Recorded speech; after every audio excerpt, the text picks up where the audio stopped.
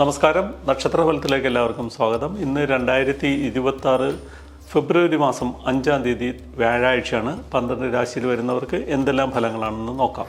ചിങ്ങ രാശി, മകം, പൂരം, ഉത്രത്തിൽ കാൽ. ഈ രാശിക്കാർക്ക് ഇന്നത്തെ ദിവസം ഗുണകരമാണ്. സുഹൃത്തുക്കളെ കൊണ്ട് പല സഹായങ്ങളും ലഭിക്കും.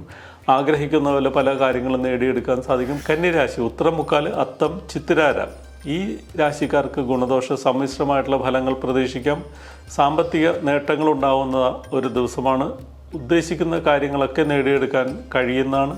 തൊഴിൽപരമായിട്ടുള്ള ചില ബുദ്ധിമുട്ടുകളൊക്കെ ഉണ്ടാകാൻ സാധ്യതയുണ്ട്.